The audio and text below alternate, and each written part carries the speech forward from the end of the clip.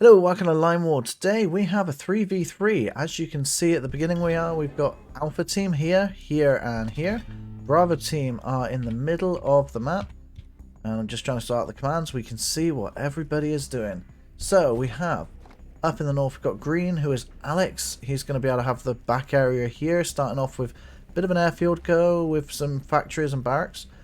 And then we've got mostly barracks here, but a factory and some eco from Purple, who is Bigler, and Tim Baylor is just here, who's facing off against Snow really early on. They've started right next to each other. In fact, they're claiming territory with a barracks in already, but that's not going to last too long as units are passing through it.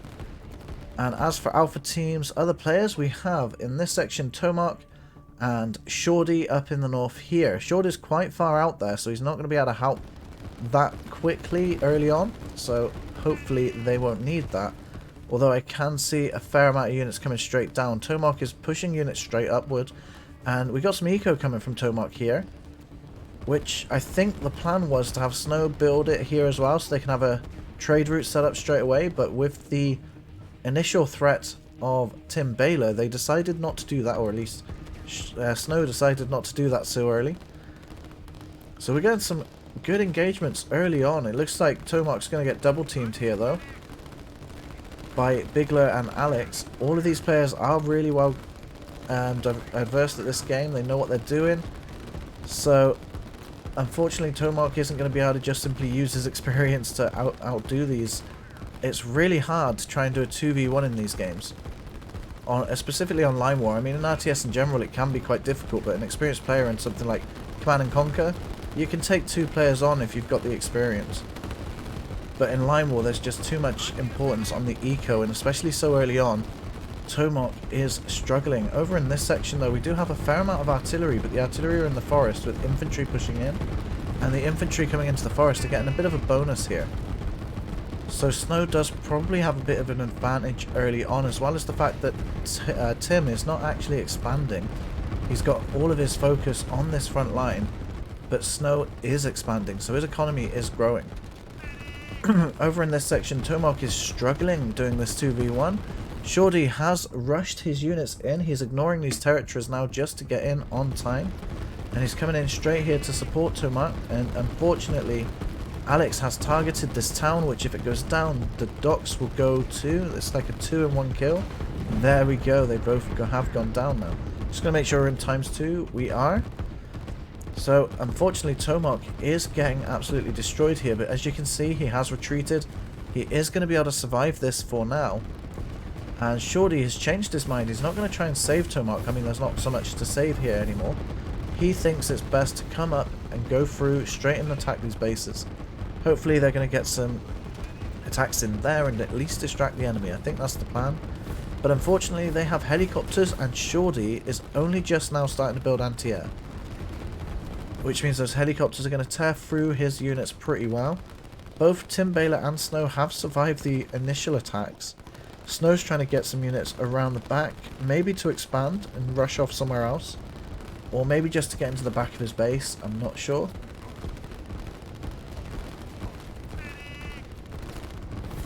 Over in this section, the helicopters have been called in, and there is absolutely no anti-air from Tomark here, so unfortunately, he has lost his initial area. He has pushed back now, and to be fair, Shorty is building a docks here, which has connections here. If Tomark can actually set one or both up, that would be absolutely a brilliant boost to the economy. However, I think he's going to be a bit too distracted there from the two enemy players coming in, so I'm not sure if he's going to be able to pull that off. Snow has managed to get some units in. He's probably noticed these territories being claimed, so he's definitely just going to rush into the back and see what he can do at the back of that base there. Those helicopters are genuinely just taking out Shorty over here, and he's called back his SAM units to hopefully let them build up a little bit before they actually go into attack. Otherwise, they will just get taken out before they can actually do enough damage. The helicopters are being moved over to this side. They're going to try and take on Snow. And Snow also doesn't have any anti-air. So if they do come that way, they're going to struggle quite a bit. We've got a few units up here. I think they've just been left and forgotten about from expanding. Shorty is going for some air units himself. He's got the bombers here, which can't be attacked by anything that doesn't specifically target air units. So like the SAM units will hit it and interceptors will hit it, but as helicopters fly over, they get attacked by the ground units as well. Like as you can see over here, if they get too close, it might not show it, to be fair, because they're too distracted as it is. But these units can, there you go, the infantry are doing it now. They're attacking the helicopters. That can't be done by those bombers. The only things that hit them are specifically anti-air things. Over here we've got Tomahawk and Shorty coming in through this section of the forest with only infantry so far, which they're getting a good boost there, and they're going to be able to take on a few of these units. I don't know how long they're going to be able to survive. It looks like he is going to try and get this trade route set up, and he's got one town being built so far, but that could help turn the tide of the game, depending on how fast they get it set up. And it looks like Short is keeping these, I was just about to say, he's keeping the bombers, and he's not using them yet to maybe build them up, but he is sending them off now. And we do have a navy yard coming out up here, so these units are going to come down to these two sections here to try and stop snow, or at least come into the back of snow and just simply expand. There you go, the bombers have come straight in over here to try and take out some units, but have encountered a nest of SAM units as they move across the mountains. And they both go down, which is unfortunate for him. Over in this section, it looks like they were able to push through the middle, and they're just about pushing through in the south. But up in this section, they're only just about getting to the artillery, and the artillery have probably won that fight, but they are slowly diminishing over time. How's Snow and Tim Baylor doing? Over here, it looks like Snow's being pushed quite heavily, mostly because of these helicopters doing the damage, as the SAM units are unfortunately being taken out there. There's too many commands on this spot here, and it's just sort of overriding the spaces available on that circle. So they're just being pushed through the other lines. So unfortunately for Snow, he is losing SAM units he doesn't want to be losing right now. Something just went down over here. See it in the water. I'm not sure what happened there. Might have been just a helicopter or a plane flying by.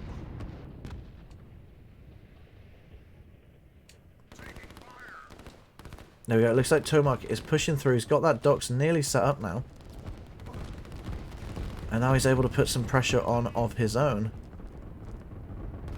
And come through this section here. Who is this one? This one's Bigler. And he's coming right into the front of this defense. It would be better if he could just bring him in here. He probably will when he notices. And come in through the side of this defense, because that'll negate the bonus. Over here, Shorty's artillery is building up as well. But he will have two players to deal with if Tomahawk isn't able to try and take some of these guys out. How is Snow doing now? He is unfortunately being slowly pushed back. Having the support from Alex over here, he is pushing in onto this section here. Just slowly tipping the scales in Tim Baylor's favour there. Alex has crossed the water now, and he's set up a defence over here as Snow tries to bring in some units around the back of the defences there. But we still have a few units on this section here, which will be engaged by just, I think, 2 infantry. I think it's 2 each, isn't it? 2 each that are left over, yeah, because they've had a little fight. So Tomahawk over here is actually able to push in and just help a little bit on this side. Shorty's units are escalating fast. I'm assuming he must have a city. He doesn't. But he could do. And the trade route is set up. To be fair, I used to think the lines glue. Maybe they don't, like, glow anymore. Unless I'm remembering that wrong. But he's going for a second one now. So I'm going to quickly look at the economy to see who's on top here. So let's go for player 1. That's Tomahawk. So this is Alpha Team. 570, 701, and 1,129. No wonder Short is overpowering in the centre there. He's actually taken on both players because of this. So, Bravo Team is on at 370. That's because Tim Baylor didn't expand when he was fighting Snow earlier. 670 and 830. I think, although Alpha Team had a really terrible start, I think they're going to be able to push through this. There's a lot of units here, and they've now sorted out their anti-air. Snow is unfortunately being slowly taken out, but he's providing a heavy distractment over here, at least. And he certainly has places to go if he needs to fall back. He has actually lost this northern section, though. It's going to be a long time since they can really do anything about it. But he does have some units in the boats over here still, I think. Yeah, so he could send those back onto those on the land to push through. And you missed one snow. There's a territory here unclaimed. To be fair, I think he's got other problems right now. So snow is slowly being taken out. Shorty over here is trying his best to push through. And is doing a fairly decent job, especially when he was earlier taking on a lot of both of these players over here with minimal support. There's not much defending this section here, and Tomark is about to try and exploit that there. He's about to get a trade route set up, so their economy is going to increase once again. And I do want to keep an eye on Snow. I don't want to lose what he's doing here. He's actually cutting across over here. And Alex is coming back here to try and stop him from setting anything up here, because Snow is literally just running away at this point. It might be wise to start building up in these mountains or something, anywhere that he could be, and hope that it's been forgotten about if he has the money. Does Snow have any money? Snow has a lot of money. He can set up stuff if he needs to. He does have quite a few artillery here. This little battle here is deciding whether Snow can survive this for long. But there you go. Tim Baylor is now going to sweep through Snow's territory there. And eventually his economy will be absorbed by Tim Baylor. So Tim will actually start increasing his economy soon. Shorty is still stuck on this little choke point here. When you get a point like this, in my opinion, because they start backing up into each other and get stuck, with artillery it doesn't matter too much unless this happens, where a nuke comes in and wipes out your entire forces there. Oh, they even got the SAM units. But what I would do is set up one line like this, but have another one come out when it gets too big. That way you spread out your units more in case nukes come in. And he's actually sending in units across the ocean here as well. That's not a bad idea to help negate this choke point. But also try and spread out your units as much as you can. If that gets too full as well, send another one out. They might take a little longer to go around these lines, but you can sort of manage it by deleting them if it gets too empty here. And, you know, so on and so forth, and just sort of balance it and try and make sure you've got a strong front line there. Try and go around the enemy. Create those sort of concave lines that give you the advantage with line of sight. Now, although Shorty lost most of his units here, Tomac is pushing through now with a lot more forces, so they're going to need another nuke to stop him. And with a line spread out across this whole section now, one nuke is not going to be enough. On the other hand, without Snow on this section, Tim has started pushing his units through this side as well. And it looks like he's turned off his production. Where is Tim? He's number 4, so I don't think he actually has. I just think maybe it's a visual glitch, or he doesn't have all of it on. He does seem to be out of cash quite a bit, so I don't know. I feel like he's not producing anything. We even have tanks on the field. Tomark decided to go for some tanks. That means he must have some energy somewhere. He does. The rocket is about halfway through completing again. And he was trying to get some units on this section here, but unfortunately it seems like they've been blocked now. And some were coming this way, but there's the helicopters. They're going to come in and try and target this town over here. And we do have these bombers here, but there's so many SAM on this coastline that they're not even going to be able to do much when they get there. I think those helicopters are being pretty much unchallenged. They're going to be able to take out that town fairly quickly. They've got 3 more coming in now. Down in this section, Shorty's army hasn't really recovered fully, but it is slowly building up once again. Tim's artillery has come in now, and his production has sorted itself out. For whatever reason, it wasn't working fully before. I think he might have turned it off to try and help get these economy buildings as quick as possible. Where's Snow? He actually has survived. He is down here, so he is still around. He's sharing energy with Tomark there. He has an airfield, and he's gone for mostly factories. He's got a few barracks set up as well. And I think a rocket just got fired again. I missed it. It must have been here by the looks of the ground. Or here again, I'm not sure.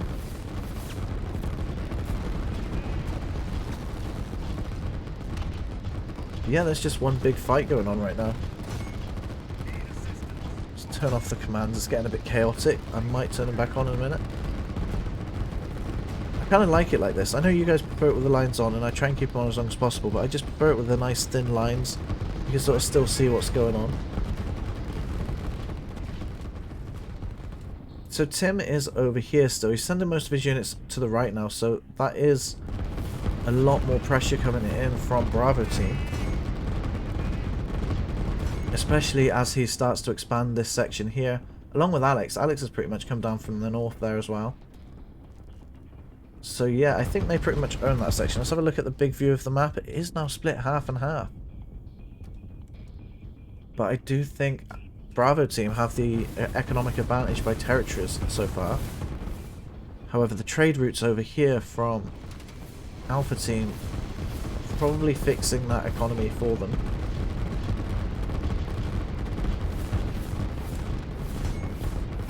Snow's now got this town, which is originally was tow marks, and switched over to Bravo teams.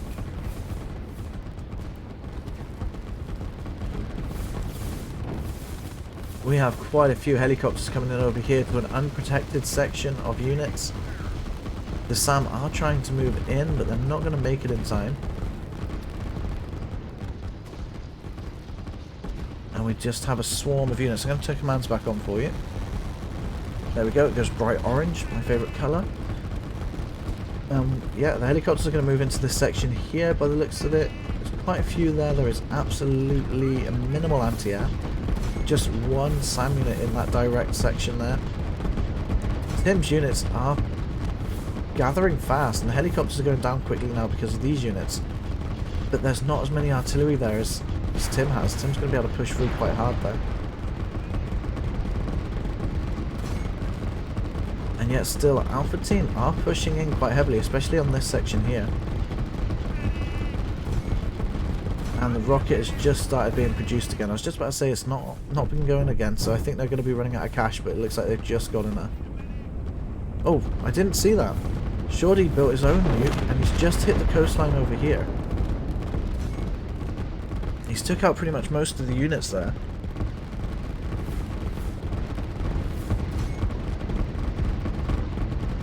I am a bit concerned for Alpha team about Tim's army coming in through this section here.